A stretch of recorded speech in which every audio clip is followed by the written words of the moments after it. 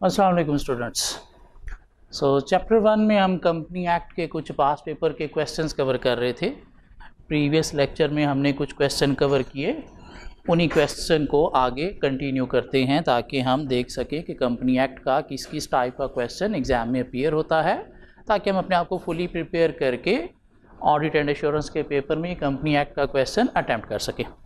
सभी तक हम क्या कर चुके हैं, स्प्रिंग 2020 का क्वेश्चन हम कवर कर चुके हैं, जहाँ पे कोई 3 पार्ट्स थे 6 मार्क्स के लिए। उसके बाद हमने स्प्रिंग 19 का जो है वो 2 पार्ट कवर किए, part A for 2 marks, part B for 6 marks. Then हमने स्प्रिंग 18 का जो है वो एक क्वेश्चन कवर किया 4 नंबर के लिए। और हमने प्रीवियस लेक्चर में स्प्रिंग 17 का जो है वो एक क्वेश्चन कवर किया था, जहाँ पे कोई 2 पार्ट थे, बिलाल एंड कंपनी का 3 मार्क्स के लिए और जैन एंड कंपनी का 3 मार्क्स के लिए। कुछ स्टूडेंट कह रहे हैं कि ये स्प्रिंग 17 वाला जो लास्ट पार्ट है थोड़ा डिफ़िकल्ट है, तो रिपीट कर दें। तो क्या था last part? Jain and company, a firm of chartered accountants has received an offer for appointment as auditor of Haris limited. Imran, a partner in Zain and Company, is also a partner in Pure Investment Associate, a partnership firm which owns 100,000 share in HL। Mean हमारे partner के एक company pure investment associate का वो partner है, और वो pure investment associate जो है वो 100,000 शेयर रखती है किसमें? हमारे क्लाइंट में। इसमें एक तरह के क्या हुआ कि हमारे ऑडिट पार्टनर के पास क्लाइंट में शेयर है, तो शेयर की सूरत में क्या आपने पढ़ा था, इनएलिजिबल है, लेकिन ऑडिटर अपॉइंट हो सकता है। कैसे? अगर eight the time of appointment ये अपना फैक्ट जो है, शेयर होल्डिंग जो है डिस्क्लोज कर दे और विद इन 90 डेज जो है इसको डाइवेस्ट कर दे, डिस्पोज ऑफ कर दे या सेल कर दे। सो आगे चलते हैं थोड़ा सा, और अगर हम ऑटम 16 को देखें, ऑटम 16 को, ऑटम 16 में अगर हम देखें तो हमारे पास एक क्वेश्चन नंबर 7 जो है यहाँ से अपीयर हो रहा है कंपनी एक्ट से। क्वेश्चन नंबर 7, 3, 5, 2 मीन 3 पार्ट्स हैं। Part A for 3 marks, part B for 5 marks and part C for 2 marks. क्या कहता है? Dawood and company chartered accountants has received an offer for appointment as auditor of Jamal limited. So Dawood and company क्या है? Audit firm है जो audit करने जा रही है जमाल लिमिटेड का। Wife of Dawood is a shareholder and director of RL royal limited. Mean हमारी ऑडिट फर्म है क्या? DC दाऊद। हम ऑडिट करने जा रहे हैं जमाल लिमिटेड JL का।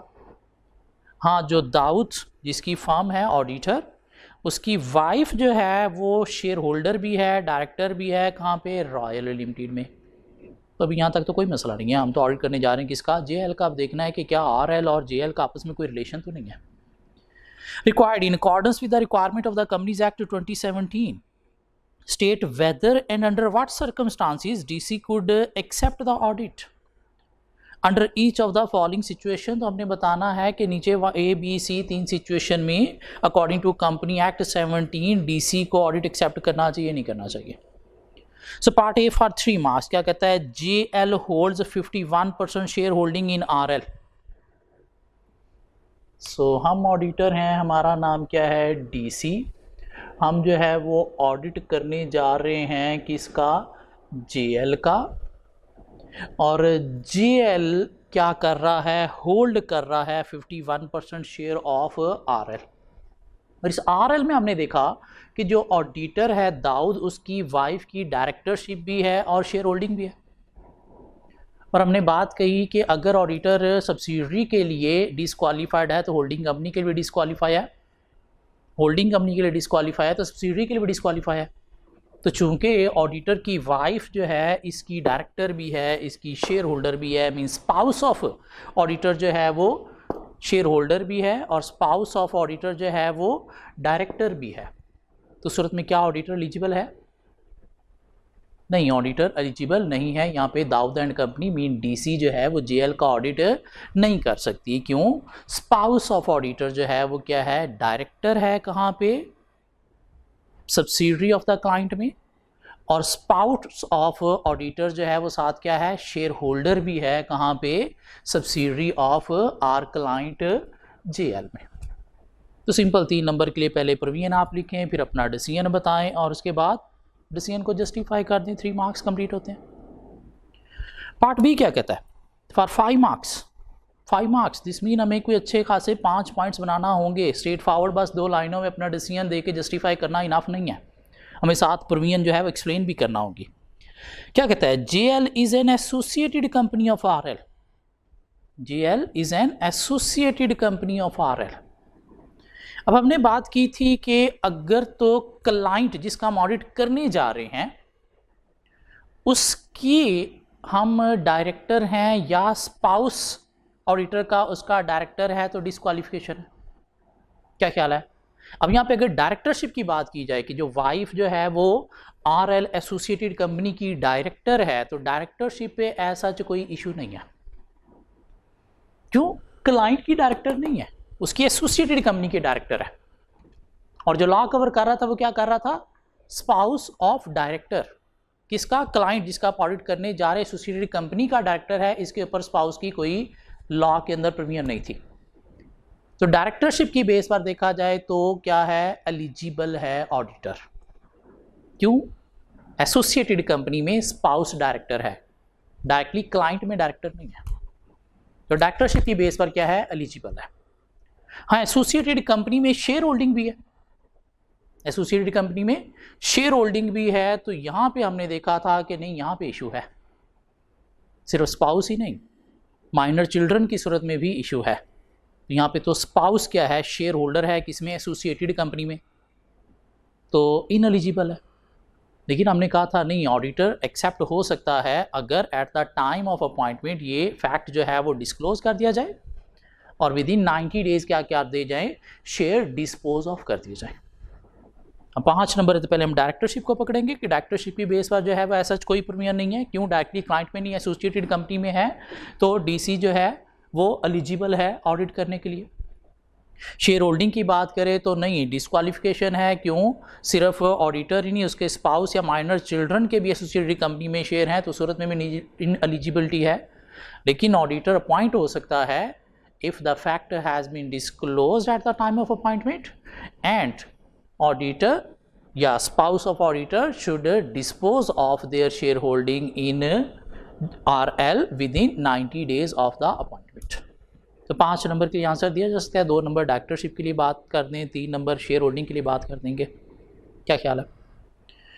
Part C, one of the director in JL also hold 10% share holding in RL।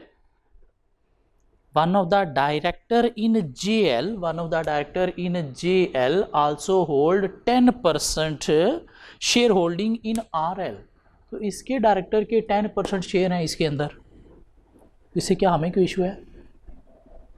क्या ख्याल है?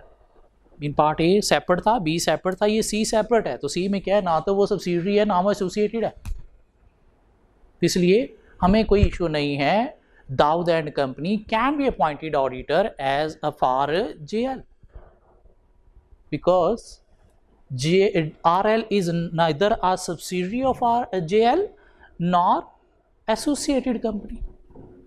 क्या ख्याल है? So 3 + 5 8 + 2 10 मार्क्स के लिए क्वेश्चन उसने टेस्ट किया, अच्छे खासे मार्क्स हैं।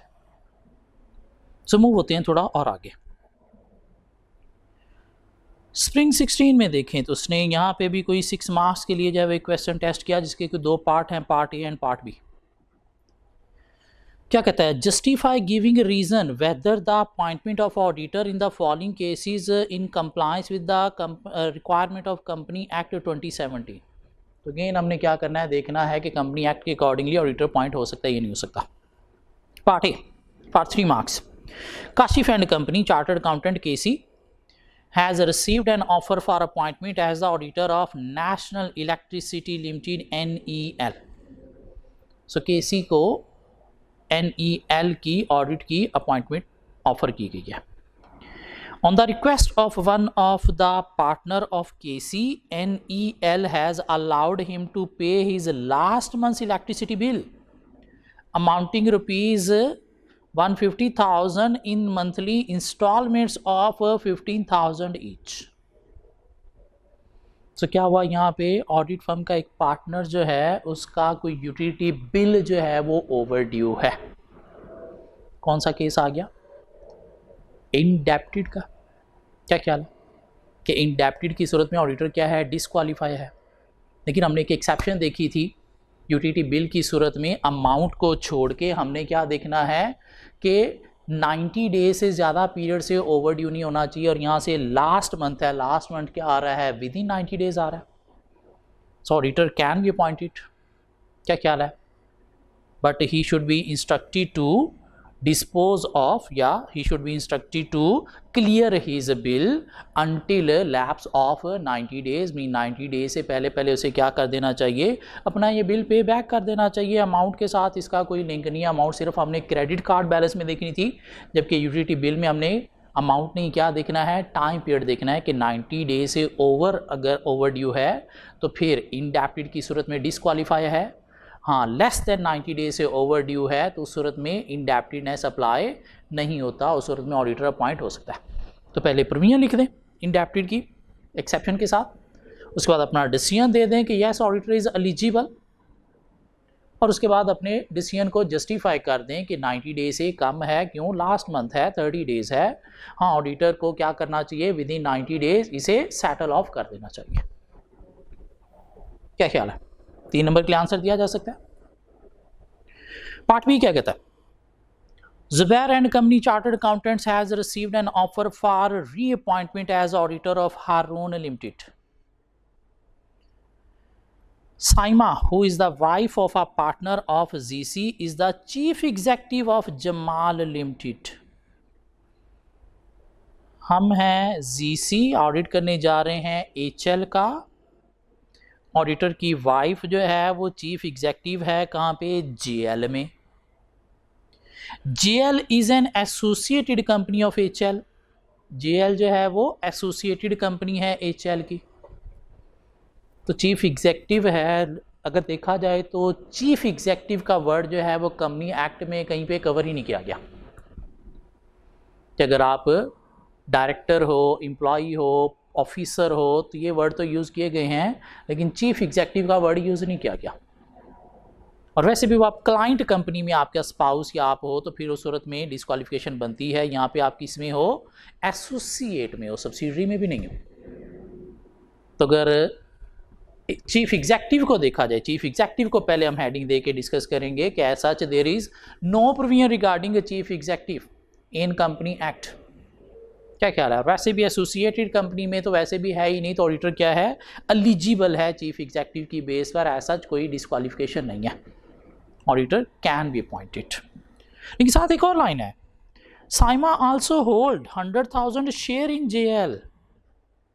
साइमा के पास JL एसोसिएटेड कंपनी में 100,000 शेयर भी हैं। हाँ, शेयर होल्डिंग में हमने डिस्कस किया था, एसोसिएटेड कंपनी में अगर शेयर हैं, चाहे ऑडिटर के हैं, चाहे उसके स्पाउस के हैं, चाहे माइग्रेंट चिल्ड्रन के, और यहाँ पे स्पाउस के शेयर हैं, तो क्या है, एक तरह की शेयर होल्डिंग ऑडिटर की है। तो ऑडिटर उस सूरत में भी अपॉइंट हो सकता है, but he need to disclose the fact at the time of appointment and dispose of the share within 90 days of the appointment. क्या ख्याल है, तो दोनों इश्यूज़ को सेपरेट डील कर देंगे। चीफ एग्जेक्टिव की पहले बात कर देंगे और फिर शेयर होल्डिंग की बात कर देंगे। 3 मार्क्स इजी। माइंड में वही प्रोविजन हमने रखनी है डिस्क्वालिफिकेशन वाली जो हमने 6-7 पढ़ी थी, क्यों, उनके अकॉर्डिंगली ही हमने आंसर देना है, अपनी तरफ से कोई कॉमन सेंस अप्लाई नहीं करनी, straightforward according to provision हमने चलना है। उसके बाद नेक्स्ट अगर हम चलें स्प्रिंग 15 में उसने जो है वो अगेन एक क्वेश्चन टेस्ट किया कि इसके कोई 2 पार्ट हैं, part A and part B। Comment on each of the following situation with reference to the appointment of external auditor in accordance with the requirement of companies act 2017। Again हमने company act 2017 के accordingly 2 situation को deal करना है। Situation A क्या है, ABC limited and DEF limited are associated company on account of common directorship.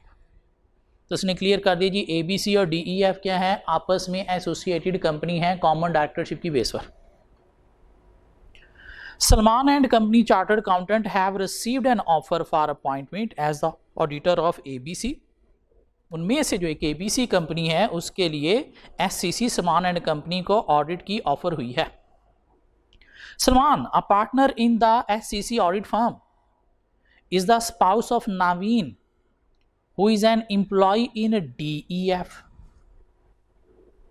Employ तो हमने direct employ indirect employ दोनों बातें की थी, लेकिन क्या बात हमने की थी कि अगर ऑडिटर जो है वो डायरेक्टली एम्प्लॉय है इन लास्ट 3 इयर्स में या इनडायरेक्टली एम्प्लॉय है, या हमने एम्प्लॉय में और क्या बात की थी, स्पाउस ऑफ ऑडिटर जो है वो डायरेक्टर है, स्पाउस ऑफ ऑडिटर जो है वो डायरेक्टर है, तो सूरत में भी डिस्क्वालिफिकेशन बनती थी। और यहाँ पे क्या है, ऑडिटर का स्पाउस एसोसिएटेड कंपनी में एम्प्लॉय है, तो क्या कोई इशू है? शेयर होल्डिंग नहीं है, क्या है? एम्प्लॉय है। शेयर होल्डिंग होती तो फिर हम कहते हैं कि हाँ वो शेयर होल्डिंग की सूरत में एसोसिएटेड कंपनी में इशू है, लेकिन एम्प्लॉयमेंट में हमने कहीं पे भी कोई एसोसिएटेड कंपनी की बात नहीं कवर की थी। तो यहाँ पे क्या ऑडिटर एलिजिबल है?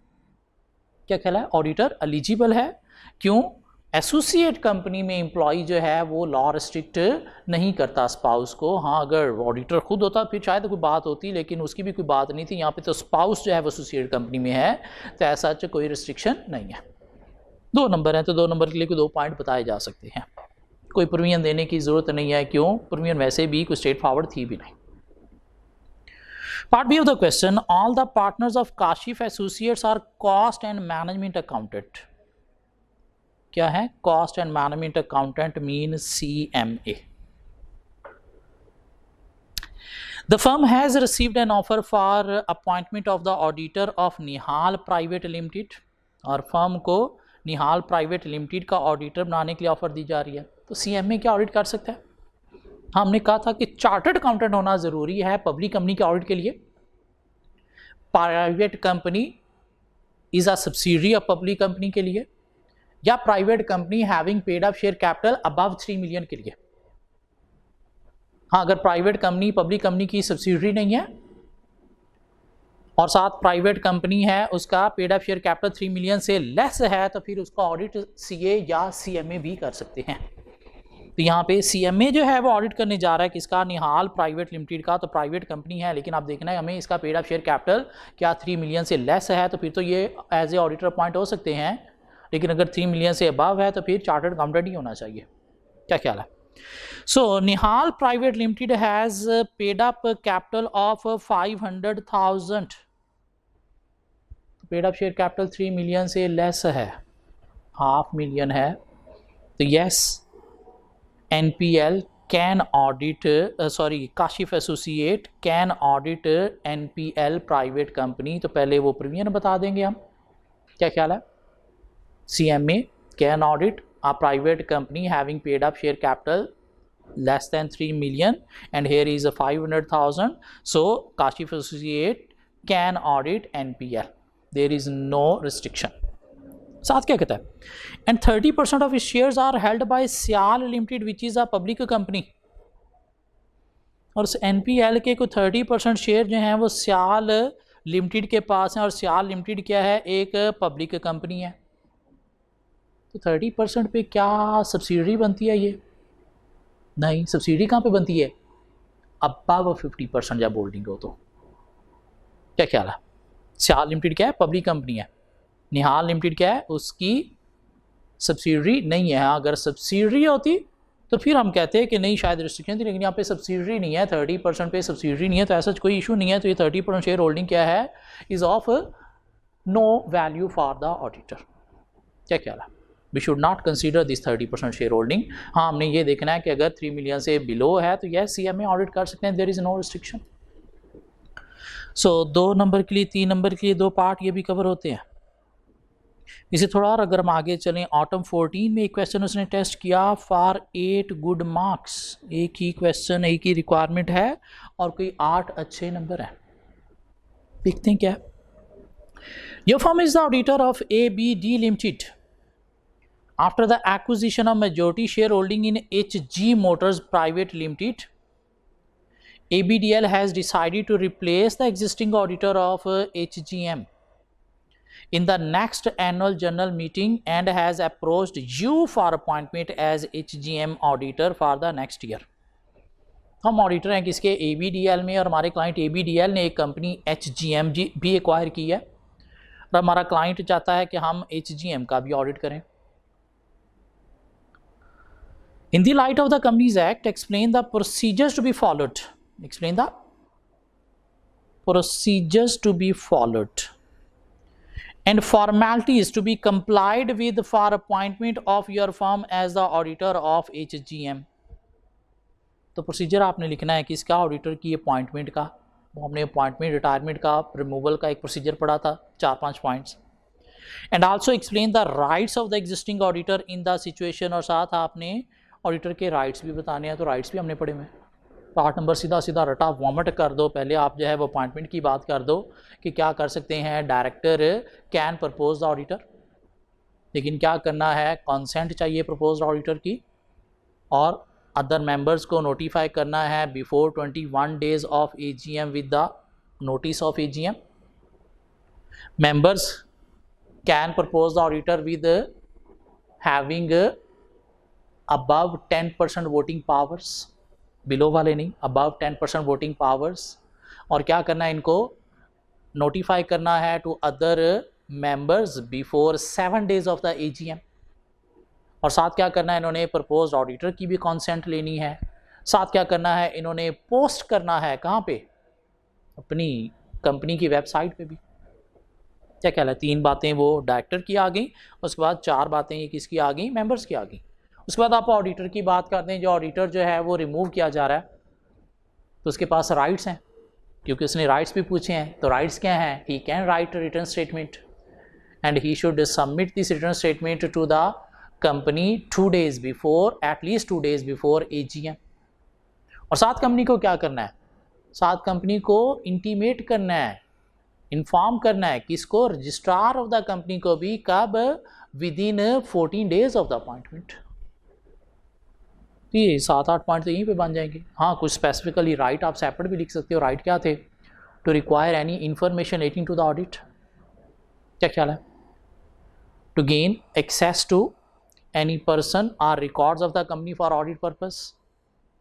साथ क्या था, AGM से राइट था, और AGM से राइट क्या था, auditor can receive notice period, he can attend AGM, he can speak at AGM, and he can speak his written statement at the AGM। सीधा सीधा रटा, 8 नंबर के लिए उठा के वॉमिट कर दो, 8 नंबर इजीली। क्या ख्याल है।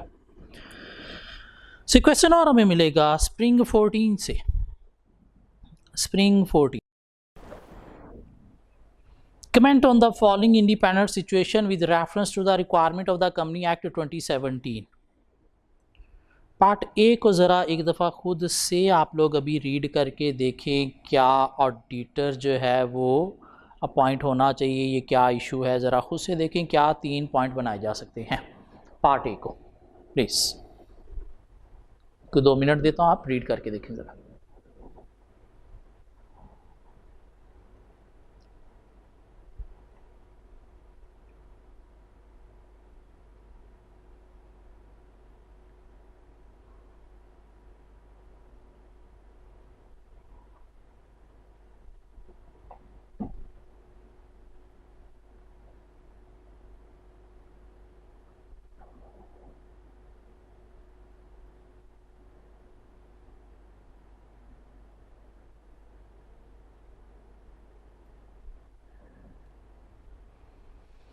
ठीक, क्या होना चाहिए, ऑडिटर अपॉइंट होना चाहिए या नहीं होना चाहिए।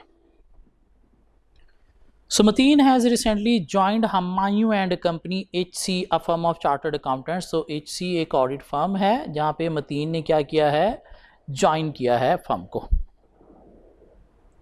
As a director with the commitment of being promoted as a partner in due course, और एज ए डायरेक्टर अपॉइंट हुआ है, और आफ्टर सम टाइम जो है इसको क्या बना दिया जाएगा, पार्टनर बना दिया जाएगा। मीन अभी करंटली मतीन पार्टनर नहीं है।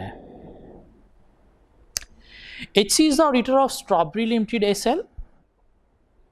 Mateen was previously associated with SL as a director, और मतीन हमारे उसी क्लाइंट में प्रीवियसली क्या था, डायरेक्टर था। He left the job in 2011 but still holds 1 million shares in Strawberry Limited. सो मतीन जो है हमारे क्लाइंट में क्या था, डायरेक्टर भी था, मीन एम्प्लॉय भी था, और हमने कहीं पे प्रोविजन पढ़ी एम्प्लॉयमेंट ऑडिटर की, और जब हमने वो ऑडिटर की पढ़ी तो उसमें क्या था, पार्टनर के पॉइंट ऑफ व्यू से, ऑडिट फर्म के किसी और एम्प्लॉय के पॉइंट ऑफ व्यू से नहीं। और यहाँ पे मतीन क्या है, पार्टनर अभी नहीं है। तो अगर पास में एम्प्लॉय था भी तो कोई इशू नहीं है, ऑडिटर अपॉइंट हो सकता है, क्यों, Matin is an employ in the audit firm rather than a partner.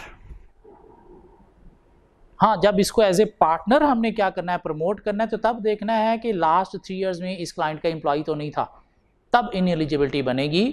अभी एज ए एम्प्लॉय या डायरेक्टर अगर ये फर्म में है, पार्टनर नहीं है, तो फिर कोई इन एलिजिबिलिटी नहीं है, फर्म जो है वो ऑडिट कर सकती है क्लाइंट का।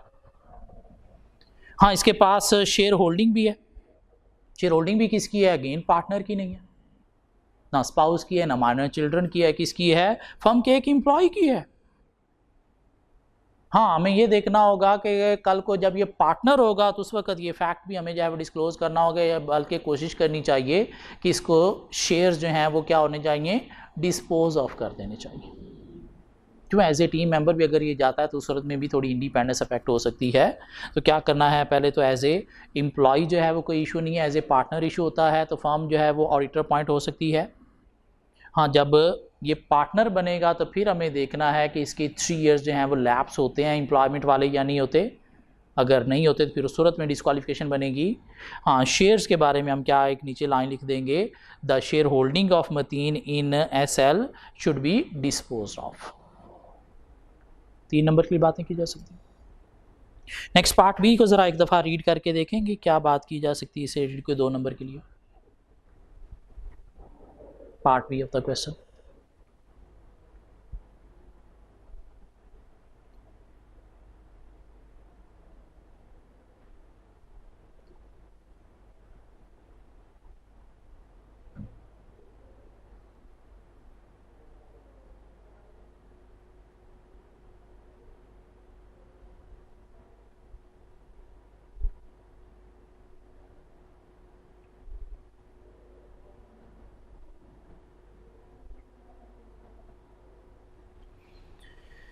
जी, क्या कहता है part B, Khawar is a partner in Ghalib and company chartered accountants. He writes occasionally as a freelancer for Investment Times, a leading financial magazine. ये फ्रीलांसर क्या होता है? फ्रीलांसर टेम्परेरी बेसिस पे, पार्ट टाइम बेसिस पे आप कोई भी काम कर रहे हो, वो क्या है, फ्रीलांसिंग है। मीन आप इसमें परमानेंट एम्प्लॉय जो है वो नहीं होते, तो फ्रीलांसर है, तो यहाँ पे परमानेंट एम्प्लॉय नहीं है, तो एम्प्लॉय वाला कोई इशू नहीं है यहाँ पे। ओके, ही राइट्स ओकेजनली, कभी कभार, as a freelancer for investment time, a leading financial magazine. Ghalib and company are the auditors of financial press limited. वो इन्वेस्टमेंट टाइम था, ये क्या है, फाइनेंशियल प्रेस लिमिटेड के क्या है, हम ऑडिटर हैं। पब्लिशर ऑफ इन्वेस्टमेंट टाइम, और हमारा क्लाइंट जो है वो इन्वेस्टमेंट टाइम, जिसका हमारा ऑडिटर जो है वो फ्रीलांसर है, उसके पब्लिशर है। तो ना तो सब्सिडरी है, ना कोई एसोसिएटेड कंपनी है, कोई इशू नहीं है, और वैसे भी वो फ्रीलांसर है, एम्प्लॉय भी नहीं है। So, publisher of Investment Times, Khavar has received a remuneration of 20,000 for his article published in the magazine. तो इन्वेस्टमेंट टाइम में वो लिखता है, वहाँ से 20,000 की कोई रेमुनरेशन लेता भी है फ्रीलांसर की बेस पर, तो ऐसा कोई इशू नहीं है, तो ऑडिटर अपॉइंट हो सकता है। क्या ख्याल है, क्यों, फ्रीलांसर है, एक तो परमानेंट एम्प्लॉई नहीं है, और वैसे भी जो हमारा क्लाइंट है उसका इसके साथ, इन्वेस्टमेंट टाइम के साथ, ना तो कोई सब्सिडरी का इशू है, ना कोई एसोसिएटेड कंपनी का इशू है, और कोई यहाँ पे प्रोविजन भी नहीं है, तो ऑडिटर अपॉइंट हो सकता है, कोई इशू नहीं है। सिंपल, 2 नंबर की बात की जा सकती है। पार्ट सी को ज़रा खुद से रीड करके देखेंगे क्या इशू है इसमें। Part C for 2 marks.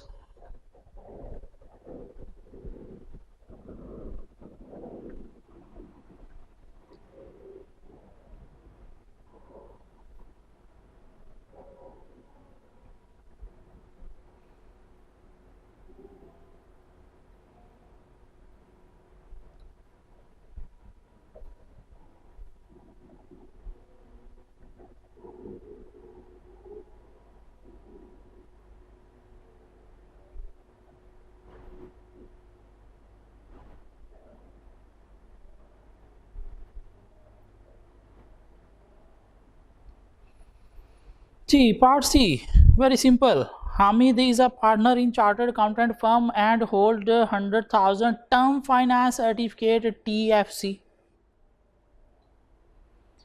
In Sona Fertilizer Limited, Hamid's firm is considering to accept the audit of Sona Fertilizer Limited.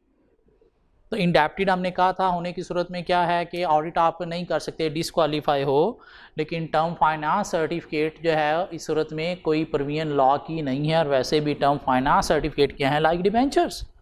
यहाँ पे तो आपने शायद कंपनी को लोन दिया हुआ है, रादर ने उसने लोन लिया हुआ, क्या ख्याल है, और सूरत में कंपनी क्लाइंट आपका इंडेप्टेड है, आप उसके इंडेप्टेड नहीं हो, तो there is no restriction. Auditor can be appointed. Auditor की अपॉइंटमेंट क्या है, वैलिड है, जेन्युइन है इन दिस केस.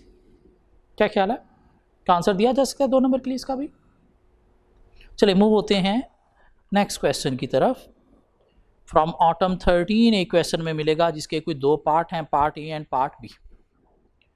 करना क्या आपको, comment on each of the following independent situation in the light of requirement of companies act 2017. Part A part B 3 marks के लिए आपने डील करना है. ट्राई करें ज़रा खुद से पार्ट ए को, देखें क्या कोई 3 नंबर की बात की जा सकती है.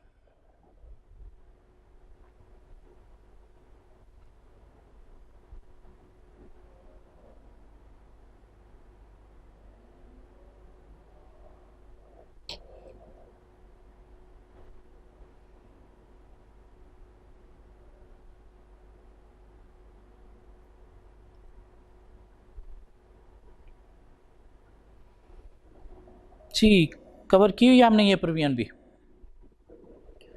क्या कहता है, Khan and company chartered accountants has received an offer for appointment as auditor of good bank limited GBL. तो खान एंड कंपनी GBL का ऑडिट करने की ऑफर है. Shahid is a partner in Khan and company. He has obtained a personal finance for 450,000 rupees from GBL and also holds a GBL's credit card. The outstanding balance on his credit card is 100,000. तो पहले तो personal finance की अगर हम बात करें तो personal finance क्या है, लोन आपने लिया हुआ है, इंडेप्टेड है. लेकिन अगर आपने ऑर्डिनरी कोर्स ऑफ बिजनेस में लिया हुआ है, ऑर्डिनरी कोर्स ऑफ बिजनेस का भी इसमें जिक्र था. Ordinary course of business mean bank है, तो बैंक का काम यही है. तो अगर आपने according to market terms policies loan obtain किया हुआ है तो ऑर्डिनरी कोर्स ऑफ बिजनेस में है, तो सूरत में कोई इशू नहीं है. हाँ साथ क्रेडिट कार्ड का भी है. तो क्रेडिट कार्ड में हमने देखा था कि इंडेप्टेड होता है ऑडिटर. कब इंडेप्टेड होता है, अगर क्रेडिट कार्ड का बैलेंस जो है वो अबव 1 मिलियन हो तो. और यहाँ पे बैलेंस कितना है, 100,000. यहाँ पे बैलेंस कितना है, 100,000. तो सूरत में भी कोई इशू नहीं है, तो ऑडिटर अपॉइंट हो सकता है सच. क्या ख्याल है, क्रेडिट कार्ड का बैलेंस भी लेस देन 1 मिलियन है, और जो लोन लिया हुआ है उन सूरत में ठीक है इंडेप्टेड बनता है. लेकिन अगर ऑर्डिनरी कोर्स ऑफ बिजनेस में है तो ऑडिटर एलिजिबल है. हाँ अगर outside ordinary course of business है तो फिर हम कहेंगे कि ऑडिटर क्या है, इनएलिजिबल है. तो 3 नंबर के लिए बात हो सकती है. पार्ट बी को भी ज़रा रीड करके देखें, क्या 3 नंबर के लिए कुछ बात की जा सकती है. थोड़ा ट्रिकी है, ज़रा केयरफुली रीड करना है.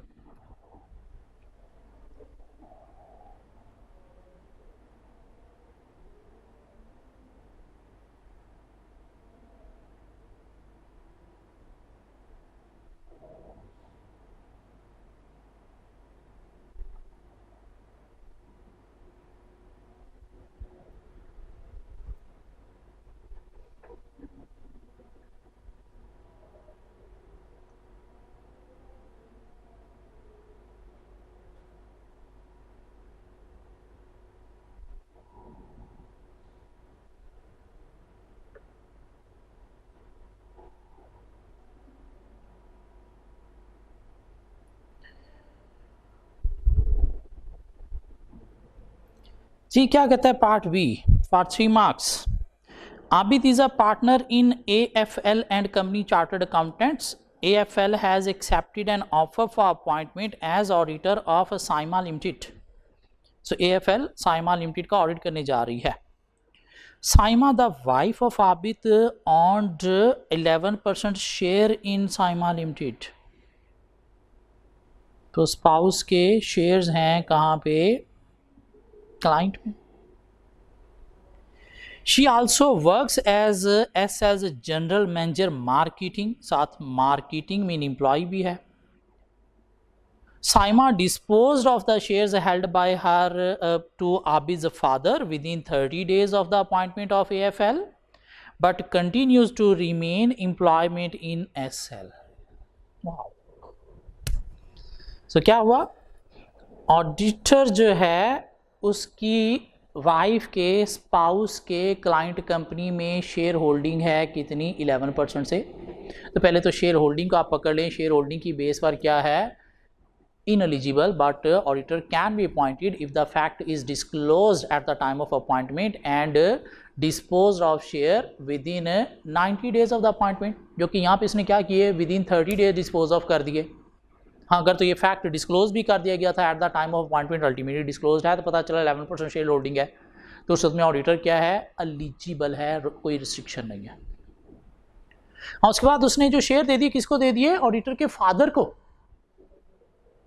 तो शेयर होल्डिंग डायरेक्ट थी या हमने देखा माइनर चिल्ड्रन की है या स्पाउस की है, तो फादर ना तो माइनर चिल्ड्रन में आता है, ना स्पाउस में आता है, ना डायरेक्ट है। तो अगर फादर के पास शेयर होल्डिंग है तो इससे ऐसा ऑडिटर को कोई इशू नहीं है, क्यों, कंपनी एक्ट इस चीज को कवर नहीं कर रहा, तो सूरत में ऑडिटर क्या है, एलिजिबल। हाँ, साथ साइमा क्या है, मार्केटिंग मैनेजर भी है, तो एज ए मार्केटिंग मैनेजर वो से कंटिन्यू कर रही है। तो मार्केटिंग मैनेजर कौन है, स्पाउस है, आप नहीं हो। हाँ, अगर स्पाउस डायरेक्टर है तो उस सूरत में प्रोविजन थी, उस सूरत में डिस्क्वालिफिकेशन बनती है, लेकिन डायरेक्टर के अलावा अगर वो कोई एम्प्लॉई है, मैनेजर है, तो उस सूरत में कोई लॉ की प्रोविजन नहीं है, तो उस सूरत में भी कोई रिस्ट्रिक्शन नहीं है, तो उस सूरत में भी ऑडिटर अपॉइंट हो सकता है। 3 इशू थे इसके अंदर। स्पाउस जो है वो शेयर होल्डर था, तो ठीक है, उसके ऊपर ऑलरेडी एक्सेप्शन हमारे पास अवेलेबल है कि अगर eight the time of appointment आप डिस्क्लोज कर दो, with in 90 days dispose of कर दो, जो 30 डेज में उसने डिस्पोज ऑफ कर दिए तो एलिजिबिलिटी बन गई। उसके बाद इशू क्या था, फादर के पास शेयर हैं, ऑडिटर के फादर के पास, तो इसको कोई प्रोविजन कवर ही नहीं कर रही, माइनर चिल्ड्रन या स्पाउस या डायरेक्ट थे। उसके बाद क्या है, स्पाउस एम्प्लॉई है कंपनी में, और एम्प्लॉई क्या है, डायरेक्टर नहीं है। अगर डायरेक्टर होता तो प्रोविजन थी, यहाँ पे डायरेक्टर नहीं, मैनेजर है, तो कोई प्रोविजन यहाँ पे भी नहीं है, तो तीनों की सूरत में ऑडिटर क्या है, एलिजिबल है। क्या ख्याल है, थोड़ा सा ट्रिकी है। सो दोनों पार्ट थोड़े से डिफिकल्ट थे। पार्ट ए में 2 इशू थे, तो दोनों इशू को हमने सेपरेट डील किया। क्रेडिट कार्ड को सेपरेट डील कर दिया, तो वहाँ पे उसकी प्रीमियम बता के बात की, लेस देन 1 मिलियन है तो ऐसा कोई रिस्ट्रिक्शन नहीं है। लेकिन लोन में हमने देखा नहीं, लोन की सूरत में इंडेप्टेड है, और अगर other than ordinary course of business है तो सूरत में इंडेप्टेड है, तो सूरत में इनएलिजिबिलिटी बनती है। हाँ, उसके बाद पार्ट बी को हमने सेपरेट, उसमें 3 इश्यूज थे, तो तीनों इश्यूज के ऊपर सेपरेट हमने जो है वो 3 पॉइंट बना के 3 मार्क्स के लिए कवर कर दिया। क्या ख्याल है, तो क्या कवर किया आज हमने, ऑटम 2013 एक क्वेश्चन कवर किया, स्प्रिंग 2014 कवर किया, ऑटम 14 कवर किया, स्प्रिंग 15 कवर किया, स्प्रिंग 16 कवर किया, ऑटम 16 कवर किया, और यही बाकी हमने स्प्रिंग 17 तक तो कल कवर कर लिए थे।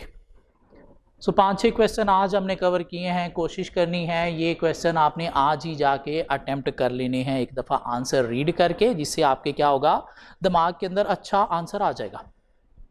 इसके लिए हमने क्लास में कवर किया तो कुछ आपके माइंड में चीज़ें बैठ गई, घर पे आप एक दफ़ा दोबारा कवर करोगे, माइंड में कुछ और चीज़ें बैठेंगी, लेकिन जब आंसर रीड करोगे ना तो उससे आपको वर्डिंग भी मिलेगी कि मैंने ये चीज़ एक्सप्रेस कैसे करनी है, मैंने इस पॉइंट को 2-3 लाइनों में अंग्रेज़ी कैसे बनानी है, तो उससे क्या होगा, अच्छी वर्डिंग भी दिमाग में आ जाएगी, तो अब एक अच्छा आंसर दिमाग के अंदर आ जाएगा।